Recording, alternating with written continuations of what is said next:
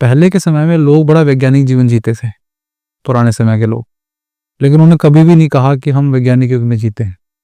आज का व्यक्ति पूरा अवैज्ञानिक तरीके से जी रहा है और हर हर हर उनको बाहर हम तो बड़े साइंटिफिक एज में जी रहे हैं। हाँ, तो ब्रेड व्रेड कुछ भी आप दे रहे हैं तो आपके बच्चे का सिर्फ स्वास्थ्य डिसाइड नहीं करेगा, आपके बच्चे का चरित्र भी डिसाइड करेगा कि वो कैसा गुंडा बनेगा, क्योंकि जो कफ बिगड़ा हुआ बच्चा है उसका कफ सूख जाता है। हमारी प्रॉब्लम ये है, ये जो पढ़ाई है ना, इस पढ़ाई ने हमारे जिन कामों में हमें शर्म करनी चाहिए उसमें तो हम शर्म करते नहीं, और जिनमें शर्म नहीं करनी चाहिए उसमें शर्म करते हैं। हमने हमारे शरीर को जंक यार्ड बना दिया। हमें स्वाद के लिए खाना है, खा रहे हैं, हम स्वास्थ्य के लिए नहीं खा रहे। नमस्कार and welcome back to Deepmala voice. आज हम बात करेंगे अपनी जड़ों की, अपनी पहचान की, यानी स्वदेशी की। स्वदेशी सिर्फ प्रोडक्ट्स तक लिमिटेड नहीं है, यह एक सोच है, एक माइंडसेट है। आज हम सब मॉडर्न हो रहे हैं, better lifestyle, better facilities, better awareness, पर एक सिंपल सा सवाल है, क्या हम सच में बेटर हो रहे हैं या सिर्फ मॉडर्न? आज हम अपने हेल्थ को एप्स और रिपोर्ट्स के थ्रू मेजर करते हैं, लेकिन एक टाइम था जब हमें एक डीप अंडरस्टैंडिंग थी अपनी बॉडी की, नेचर की और लाइफ की, और आज वही अंडरस्टैंडिंग हमने कहीं ना कहीं खो दी है। मैं ये नहीं कह रही कि मॉडर्न होना या न्यू टेक्नोलॉजीज यूज करना गलत है, पर जहां बात हेल्थ की हो, हमें कहीं ना कहीं रुककर सोचने की जरूरत है। स्वदेशी की बात करें तो सबसे पहला नाम जो आता है वो है श्री राजीव दीक्षित जी का। आज वह हमारे बीच नहीं है, उनकी कमी हमेशा महसूस होगी, लेकिन उनके सोच और विचार आज भी जिंदा है और हमारा मार्गदर्शन करते हैं।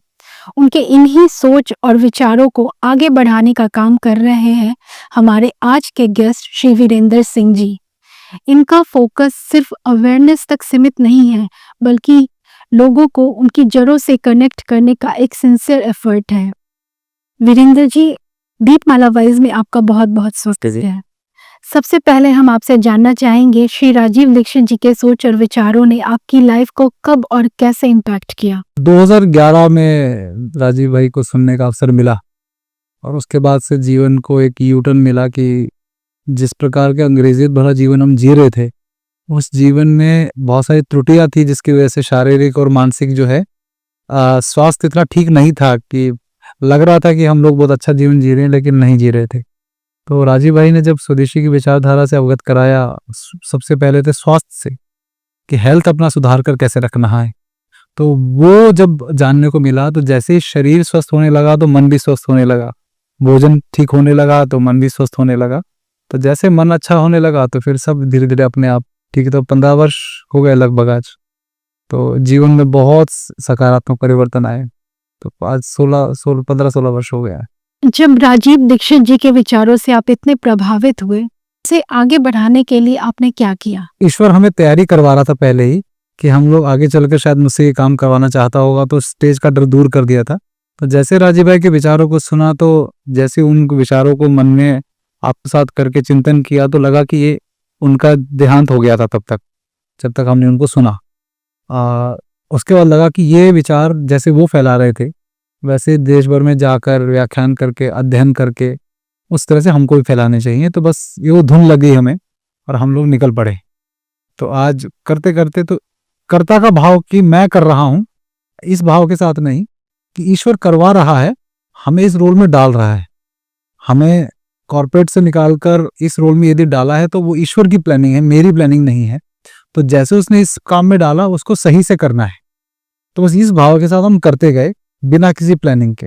कोई प्लानिंग नहीं थी कि क्या होगा, कैसे होगा, कोई आगे चलकर लोग पहचानेंगे, जानेंगे, वो कोई उद्देश्य नहीं था। जो उनका नॉलेज है उस पर अध्ययन करना, आगे बात करना। तो ये सिर्फ एक सेवा भाव था? भाव था, वो किसी तरह का ऐसी प्लानिंग नहीं थी। लोगों को लगता होगा कि भाई मैंने बहुत प्लानिंग करके किया होगा, लेकिन सच्चाई ये है, कोई प्लानिंग नहीं थी। स्वदेशी आज की डेट में क्या है, आपको क्या लगता है? यह सिर्फ प्रोडक्ट्स तक लिमिटेड है, या एक माइंडसेट है, या फिर कुछ और है? नहीं, देखिए, स्वदेशी अब तो प्रोडक्ट तक सीमित रह गया है। लोगों को लगता है कि मैंने अगर भारत में बनी हुई पेप्सी पी ली तो मैं स्वदेशी हो गया। तो उस तक सीमित हो गया है, लेकिन ये सीमित नहीं है। जैसे उदाहरण के तौर पर आज ही दिन देखें कि कोई जैसे कैमरा जिससे हम शूट कर रहे हैं, अब कैमरा भारत में बनता ही नहीं। अब आप उसमें स्वदेशी के चक्कर में आप कहेंगे कि मैं स्वदेशी ही कैमरा यूज करूंगा, अब कैमरा बनता ही नहीं भारत में, कोई कंपनी नहीं है भारत की, तो आप क्या करेंगे? तो आप सबसे पहले अपने नजदीक में देखिए कि जो मुझे आवश्यकता है जिस वस्तु की, वो स्वदेशी यदि मैं ढूंढ रहा हूं तो क्या वो मेरे आसपास मिलती है, 20 किलोमीटर के दायरे में मिल रही है? नहीं मिल रही तो क्या मेरे जिले में मिल रही है? जिले में तो राज्य में क्या मिल रही है? राज्य में नहीं तो क्या देश में मिल रही है? पहले वो सोचें। देश में नहीं मिल रही तो फिर नजदीक के कौन से देश, पड़ोसी देश में मिल रही है तो वहां दूसरे महाद्वीप में मिल रही है। तो ये होना चाहिए, ना कि हम केवल ये हो जाए कि मैंने अगर कोई जहर विष जो विदेशी कंपनियां बना रही हैं, वो अगर जिसमें केमिकल्स डाल के प्रिजर्वेटिव डालकर जो है बनाई जा रहे हैं, वो यदि कोई मान लीजिए मैं ही कल को ऐसी फैक्ट्री खड़ी कर लूं जो पेप्सी और कोको कोला की तरह कोल्ड ड्रिंक्स बनाने लगे, तो क्या वो कोल्ड ड्रिंक स्वदेशी हो जाएंगी? नहीं। या मैंने जिसकी जीविका चलाई, यदि मैंने जिससे उत्पाद खरीदा स्वदेशी, वो व्यक्ति जो उसने धन कमाया मुझसे, उस वस्तु का, उस धन का प्रयोग स्वदेशी के लिए कर रहा है कि वो उससे जो है फॉरेन ट्रिप कर रहा है या विदेशी सामान खरीद रहा है, भारतीय विकल्प होते हुए भी। तो यदि इस तरह का अगर कॉन्सेप्ट है तो वो फिर स्वदेशी नहीं कहलाएगा। स्वदेशी सिर्फ ये है कि आपने सोचकर कि जिससे आपके लोग, एक तो ईमानदारी की कमाई हो, भारत में बनी वस्तुएं जो प्रकृति को नुकसान ना पहुंचाती हो, तो केवल भारत में बनी हो, ये स्वदेशी नहीं है। बात समझे? केवल भारत में, वो विश्व में बन रहा है तो फिर आप नहीं कह सकते ना कि ये तो स्वदेशी हो गया। मैं आप जैसे मैगी है, अब विदेशी कंपनी बनाती थी तो भारत की कंपनी बनाने लगी, तो मैं ऐसा तो नहीं कि मैं विदेशी कंपनी की नहीं खाता था लेकिन भारतीय कंपनी बनाने लगी तो मैंने वो नूडल्स खाने लगा तो मैं स्वदेशी हो गया। आपके शरीर के लिए वो स्वदेशी जो है, वो लाइफस्टाइल में आपके शरीर को स्वच्छ पवित्र करे, अच्छे से पालन पोषण करे आपके शरीर का, तो स्वदेशी कहलाएगा। केवल भारत में बनना टैग जो है वो स्वदेशी की भावना के अंतर्गत नहीं आएगा। अगर स्वदेशी को हम ब्रॉडर पर्सपेक्टिव में देखें तो क्या सिर्फ स्वदेशी अप्रोच वॉर या क्राइसिस के सिचुएशन में देश को आत्मनिर्भर या सेल्फ रिलायंट बना सकती है? जी बिल्कुल बना सकते हैं।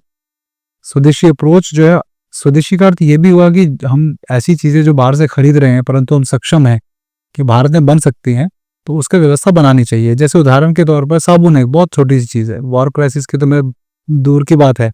साबुन जैसी एक ऐसी टेक्नोलॉजी जो हम बहुत आराम से, देश में हजारों साबुन बनाने वाले लोग हैं, अगर उन साबुनों को भी हम प्रयोग करने लगे तो मुझे लगता है कि किसी विदेशी कंपनी के साबुन की आवश्यकता नहीं पड़ेगी। तो हमको यदि सक्षम है वो बना लेना चाहिए, लेकिन उसके लिए भी हम विदेशी कंपनियों पे डिपेंडेंट हो तो वो गलत है।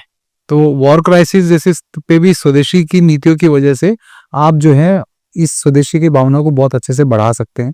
तो इसको बढ़ाने के लिए हमें क्या स्टेप्स लेने चाहिए? देखिए, लोगों को सबसे पहले भावना ही आनी चाहिए कि मुझे मेरे देश के प्रति मेरा कर्तव्य क्या है, कि मेरे देश में यदि कोई स्वदेशी वस्तु बन रही है, कोई मैन्युफैक्चरर है जो स्वदेशी बना रहा है, अब वो प्रतीक्षा कर रहा है, लेकिन यदि अच्छी क्वालिटी के बना रहा है तो वो तब बना पाएगा जब उसे शुरुआत से सपोर्ट करेंगे आप।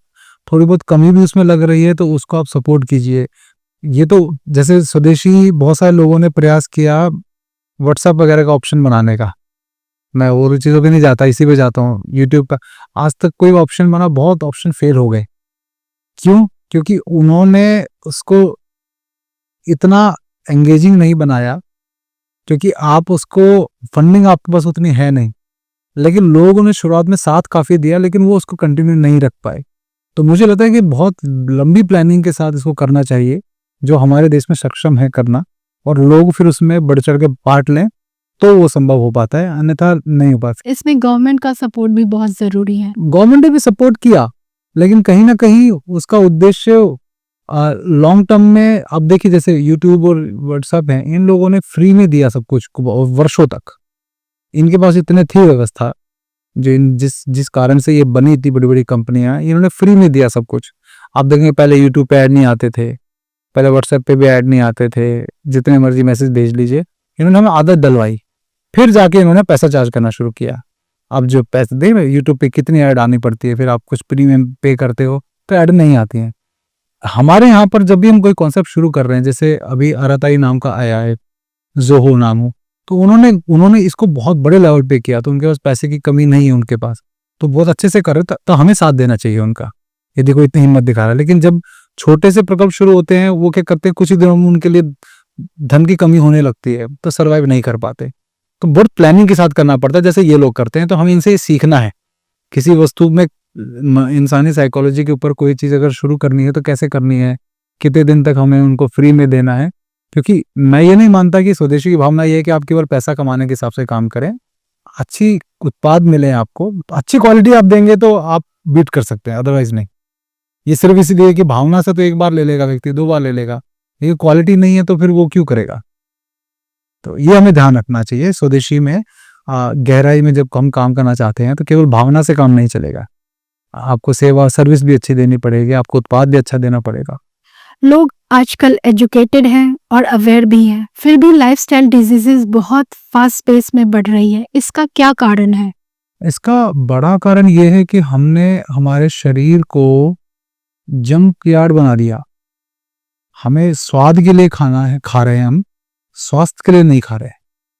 हमने अपनी पूरी जो भोजन की जो पद्धति है उसको पेट भरने और स्वाद लेने, प्लेजर से जोड़ दिया है। तो इस प्लेजर की वजह से जीभ को स्वाद आना चाहिए। हमारे यहाँ पद्धति क्या बनी गई थी कि जीभ को भी स्वाद लगे और स्वास्थ्य का भी लाभ मिले।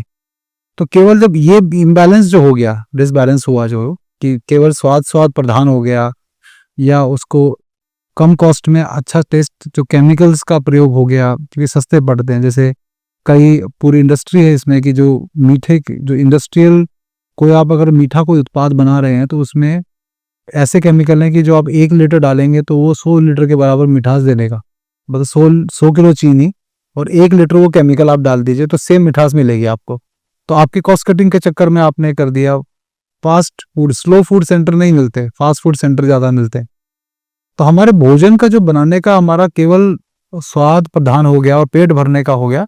इस कारण से सबसे ज़्यादा लाइफस्टाइल की प्रॉब्लम हुई, क्योंकि इन लोगों ने खेला हमारे साथ ऐसा कि हम घर भोजन का जो कार्य था मूल रूप से संचार जाति की व्यवस्था, जब आप मनुष्य जो है संचार जाति वाला बन गया, आज यहाँ है कल वहाँ है, कहीं भी जाकर वो अपनी जीविका कमानी शुरू कर देता है। पहले ऐसा नहीं किया गया था। पहले व्यक्ति का गांव जो भी क्षेत्र था वहीं वो सीमित रहता था। तो संचार जाति की वजह से क्या हुआ, आपके भोजन का व्यवस्था बिगड़ी। तो नियम ये था कि पत्नी के हाथ के अलावा किसी के हाथ का भोजन पत्नी को खाने ही नहीं देना है। लेकिन अब क्या, पति अगर बाहर जा रहे तो वो उनको खाना पड़ रहा है, तो वो भी स्वास्थ्य बिगाड़ रहा है, क्योंकि पत्नी प्रेम भाव से बनाई। तब पहले बात पत्नी भोजन बनाना नहीं चाहती, पहली बात तो ये प्रॉब्लम हो गई। वो भी चाहती बाहर से ऑर्डर, घर में रह रहे तब भी बाहर से ऑर्डर करवाना पड़ रहा है उनको। तो जब दूर है तब तो खाएंगे। तो ये भोजन बिगड़ गया हमारा। अगर आपने बोले बच्चों को अपने घर का हाथ का खिला रहे हैं तो कभी कभार ठीक है, आज के समय में तो 2-3 महीने में कभी खा लिया, ऐसी कोई वो भी फ्रेश खाएं। हम जैसे हम भी कहीं तीर्थ पे गए, कहीं भी घूमने गए, मान लीजिए गर्मी की छुट्टियों में बच्चों के साथ गए, तो भाई वहाँ ढाबे पे खाना पड़ा। अब ढाबे पे जाकर मैं चाउमीन क्यों खाऊंगा, मैं बर्गर क्यों खाऊंगा? रोटी सब्जी तो खा सकते हैं, दाल।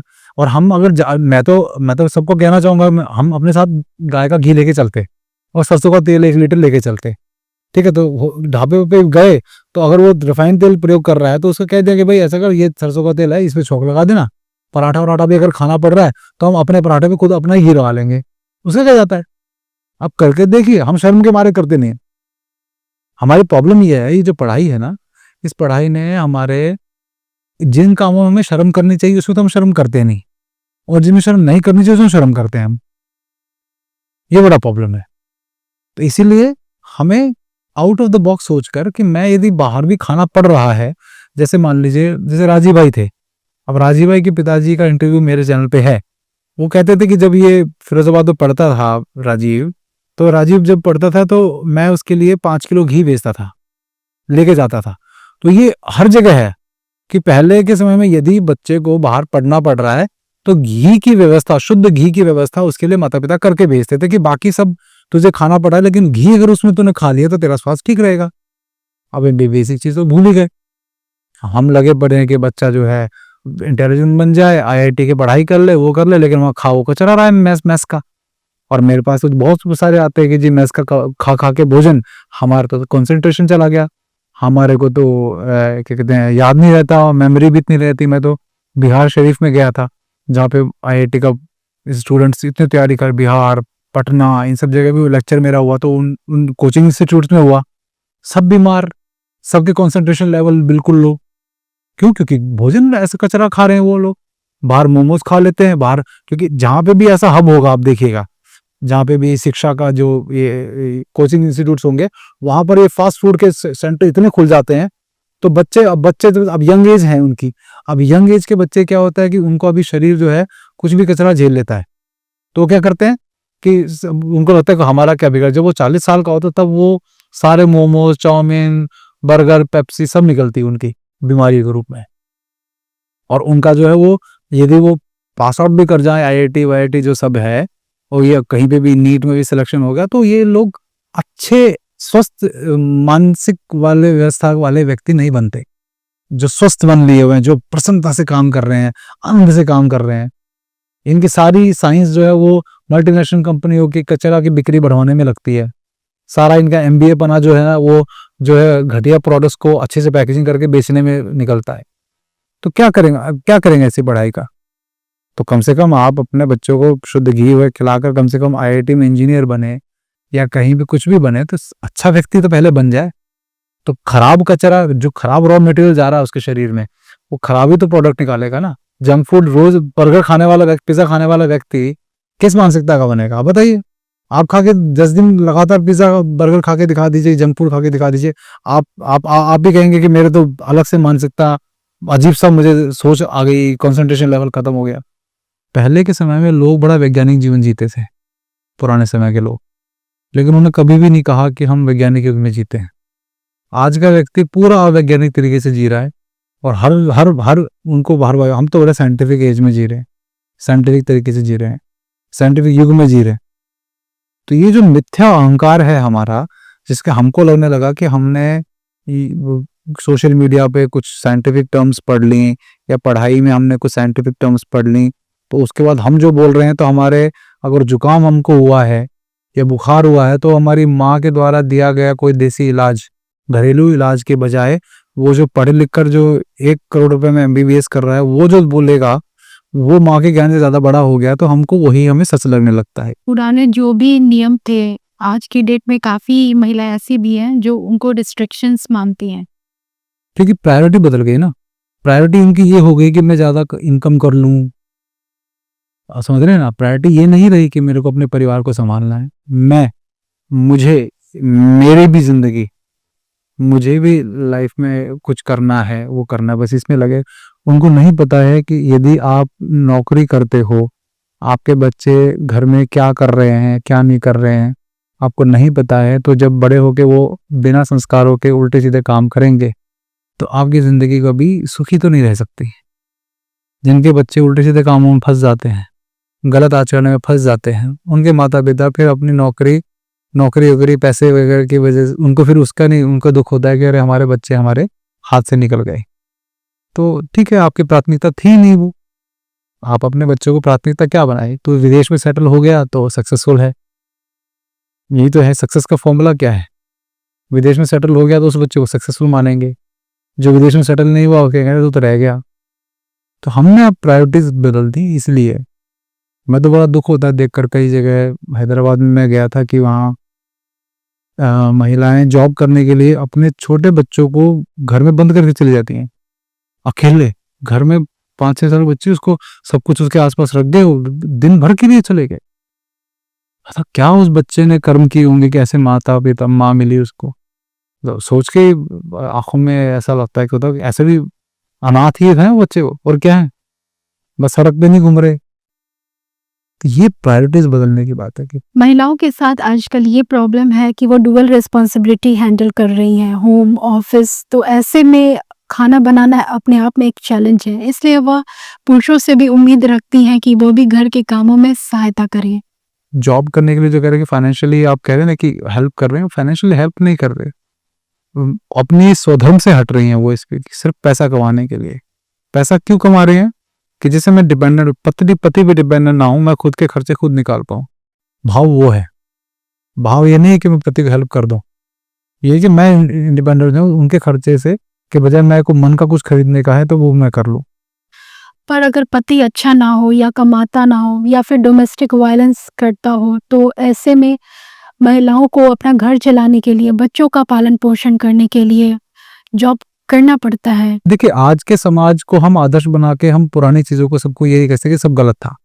आज तो बहुत कुछ ऐसा हो रहा है जो हमने कभी उम्मीद भी नहीं किया था, लेकिन उसके मूल में अंग्रेजों का शासन, बहुत चीजें हमारी बदली हुई, फिर हमारे जीवन परिवर्तन बहुत सारे हुए इस कारण से, तो वो सब छूटता गया, तो ये सब बदलाव हो गया। लेकिन हम ये नहीं कह सकते कि जो ये चल रहा है वही सही है।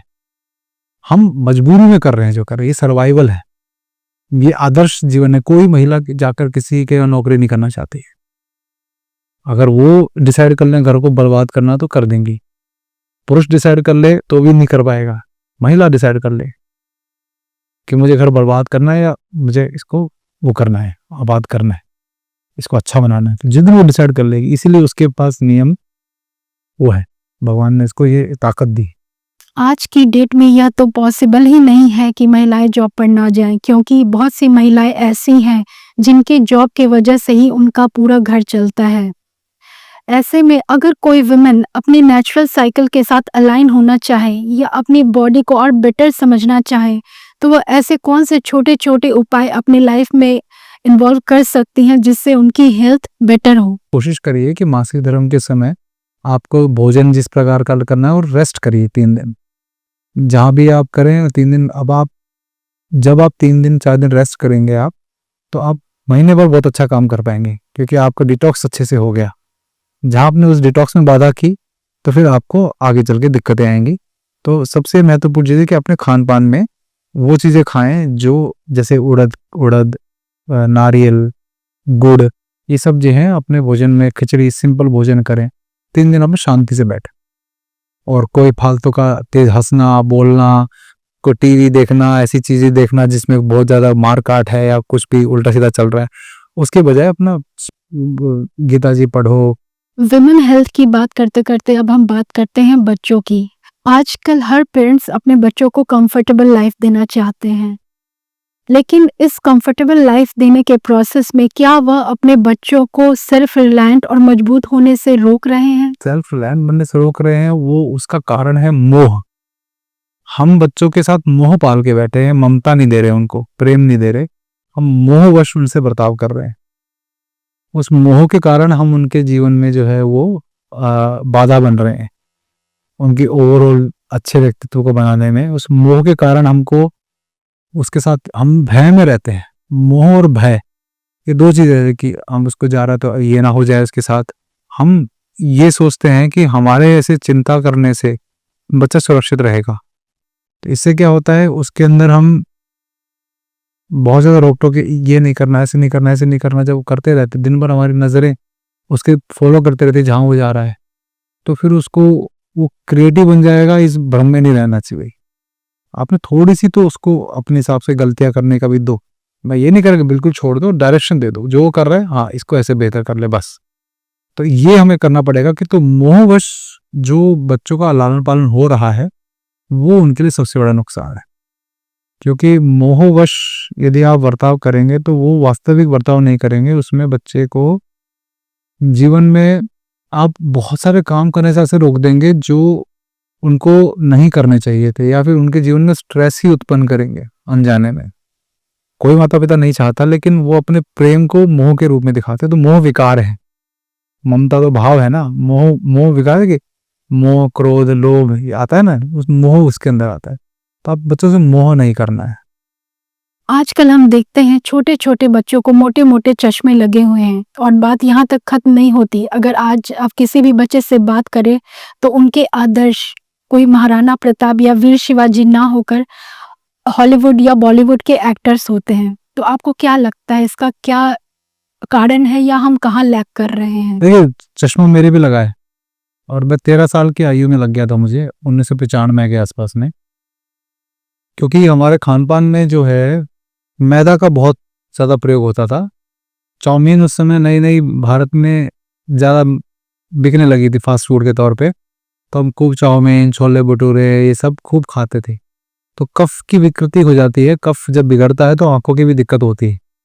उसमें वीडियो गेम्स खेलना, उसमें वीडियो गेम्स के 1-1 रुपए देके हम खेलते थे, तो उसकी वजह से क्या हुआ कि आंखों में बड़ा उबड़ा तो चश्मा लगा।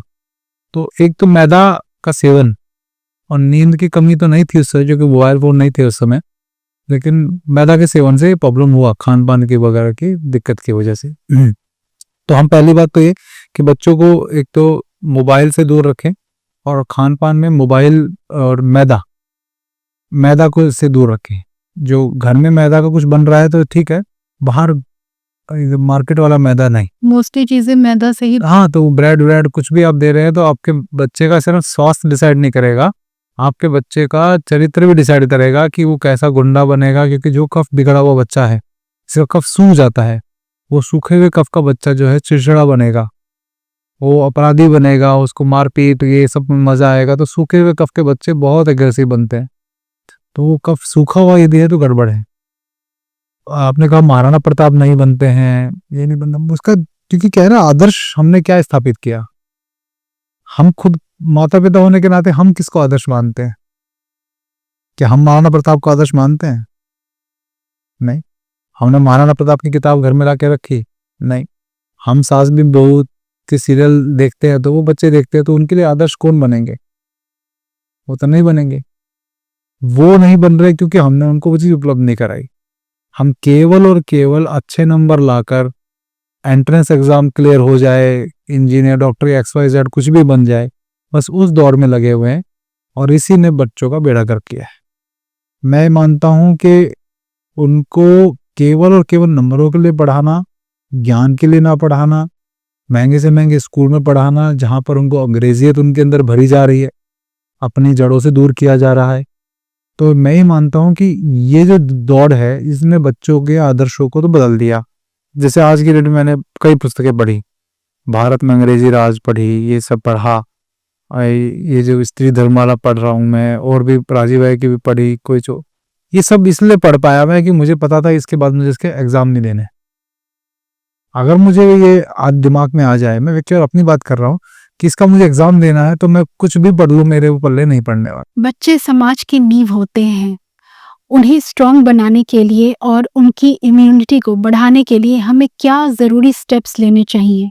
सबसे पहली बात, इस पे तो मेरा बहुत वर्षों का कार्य है, उनको किसी प्रकार की सुई ना लगवाएं। और दूसरा है कि बच्चों के लिए इम्यूनिटी बढ़ाना है तो उनको मक्खन, गाय के, देसी गाय का मक्खन जो श्री कृष्ण ने खाया, 5 वर्ष के आयु तक तो उनको दे दीजिए, कैसे भी व्यवस्था करके। आपने यदि मक्खन खिला दिया तो बहुत अद्भुत उनका बुद्धि का विकास होता है। लेकिन हम मक्खन केवल श्री कृष्ण को खिलाते, जन्माष्टमी पे अपने बच्चों को अमूल का खिलाते, तो कहाँ से अच्छा होगा। दूसरा यह है कि बच्चे को आप जो है गाय का घी अवश्य खिलाइए, अपने उसकी डाइट में गाय का घी बिल्कुल लेके ही आना है, देसी गाय का घी जो बिनोने से बना, ये मलाई से बना हुआ शॉर्टकट जो घर में हम प्रयोग कर रहे हैं इस्तेमाल, कि वो इकट्ठी कर ली मलाई कई दिनों की, वो नहीं बनाना है, ना क्रीम से बना हुआ घी है। तो बहुत कुछ, लेकिन ये मूल रूप से भोजन को औषधि बनाना है, औषधि को भोजन नहीं बनाना है। अगर एक कॉमन मैन स्वदेशी लाइफस्टाइल को अपनाना चाहे तो वो कहाँ से शुरुआत करे? कुछ 1 महीने में एक नियम अप्लाई करे। राजीव भाई को सुने, उनका चेन्नई का व्याख्यान सुने, और उसमें जो नियम है, घर में लड़े बिना पत्नी को कॉन्फिडेंस मिले, ये हमारे भले के लिए है, मेरे भले के लिए है, मेरी आयु बढ़ाएगा। तो 1 महीने में एक नियम पालन करिए, उसको आदत बनाइए, फिर दूसरे नियम चालू करिए, उसके आदत बनाइए। तो ऐसे करते करते साल में 12-13 नियम भी घर में अगर बदली हो गए तो बहुत अद्भुत आप कार्य कर सकते हैं। स्ट्रेस नहीं रखना है कि मैं एकदम से सारे कर दूं, परिवार नहीं मान रहा तो झगड़ा कर लो उनके साथ, झगड़ा करके नहीं करना। आपस में दोनों सामंजस्य बना के चलो इसको करके देखते हैं, एक बार 1 महीना करके देखते हैं क्या रिजल्ट मिलता है। अच्छा लगे कंटिन्यू करिए, नहीं अच्छा लगे कुछ और नियम अपनाइए। तो नियम ये सहज तरीके से करना है, मतलब घर में कलेश नहीं करना है नियमों के चक्कर में, ये हमेशा ध्यान रखिएगा। क्योंकि घर नियम इसीलिए है कि आपका जीवन, परिवार का जीवन बेहतर बने, ना कि उसके नियमों की वजह से लड़ाई हो। तो पत्नी समझदार है और पति दोनों समझदार हैं तो वो इसके ऊपर चिंतन करेंगे, ना कि आपस में लड़ाई करेंगे। तो वो बिना लड़ाई करे अगर कर लेते हैं तो बहुत अद्भुत कार्य हो जाता है। तो यहाँ से शुरू करना चाहिए परिवार में सामंजस्य बिठाते हुए कैसे बदलाव होना है, इसकी सोच बिठानी है, केवल बदलाव करने के ऊपर नहीं। तो बेसिक कुछ चीजें आप दर्शकों को बताइए कि वह कहाँ से शुरुआत करें। देखिए, जिसमें जिसमें आपका कंट्रोल है, जैसे उदाहरण के तौर पर भोजन के बाद पानी पीना, 1.5 घंटे बाद पानी पीना है, वो नियम है। भोजन में घी का प्रयोग अच्छे से करना है, घी के साथ मित्रता कर लीजिए। भोजन का जो सुबह और शाम का समय कर लीजिए, सुबह और शाम 2 ही समय खाना है। बार बार छोटी मोटी चीज खिटर खाते रहना, ये नहीं करना है कभी भी। पानी घूट भर के पिए, घूट भर के पिएंगे तो बहुत अच्छा लाभ करेगा। तो ये ऐसी चीजें हैं जिसके लिए बहुत एफर्ट करने की जरूरत नहीं है। घर में तेल शुद्ध होना चाहिए, चीनी की जगह खांड का प्रयोग करें, क्योंकि तासीर थोड़ी सी शीतल रहती है तो बढ़िया लगेगा आपको। तो ये ऐसे छोटे छोटे नियम, तेल बदल दिया, चीनी बदल दी, ये सब बदल दिया, इससे क्या होगा कि आप बिना स्ट्रेस के नियम को लागू कर सकते हैं, क्योंकि आपके हाथ में है। अब आप कहोगे मुझे सब्जी ऑर्गेनिक नहीं मिल रही, मैं कैसे, तो नहीं मिल रही, वो आपके हाथ में नहीं है। लेकिन अपने शरीर में शुद्ध घी, जैसे आप घर में कोई भी सब्जी बनाते हैं तो उसमें काली मिर्च पिसी हुई काली मिर्च जरूर डालें, मिर्च की जगह ना थोड़ी डालें, और साथ में ऊपर से घी डाल के जरूर खाएं। तो काली मिर्च और घी भोजन में जो विषाक्तताएं हैं, जो भोजन ऑलरेडी बन चुका है आप उसकी बात कर रहे हैं। हाँ, उसमें बनते समय भी काली मिर्च डाल सकते हैं आप। बनते समय काली मिर्च का पाउडर डाल दीजिए, और जब बन जाए भोजन उसके ऊपर से घी डाल लीजिए। तो घी और काली मिर्च का कॉम्बिनेशन क्या करता है, भोजन में उपस्थित जो भी विष हैं उनको न्यूट्रलाइज कर देता है। कोल्ड ड्रिंक पीकर ओवरलोडेड ना रखें शरीर को। तो इस प्रकार के छोटे छोटे बदलाव जो आप कर सकते हो वो आप करना शुरू करिए। तो बाकी पूरी डिटेल आपको राजीव भाई की उसमें लेक्चर मिल जाएगी। तो देखिए, आइडेंटिफाई करिए क्या मैं गलती कर रहा हूँ। मेरे यूट्यूब चैनल पे मैंने बहुत सारे वीडियो डाले हुए हैं, उसमें आप देखेंगे तो प्रैक्टिकल के राजीव भाई के जाने के बाद प्रैक्टिकल हमने लाइफ में करके देखा है। मैं खुद 100 किलो का था, तो मैं अब 15 साल से अपने दिनचर्या वही करके अपना नॉर्मल चल रहा है, 75-80 किलो के बीच में वजन रहता है मेरा। वीरेंद्र जी, हमारे स्टूडियो में आने के लिए आपका बहुत बहुत धन्यवाद। आज आपने जो भी चीजें बताई उससे हमें यह पता चलता है कि जो भी चीजें बैकवर्ड समझकर हमने छोड़ दी वह कितनी इम्पोर्टेंट है। Thank you so much for sharing such deep insights with us. आपका बहुत बहुत धन्यवाद, आपने मुझसे अवसर लिया, मुझे बहुत बहुत धन्यवाद।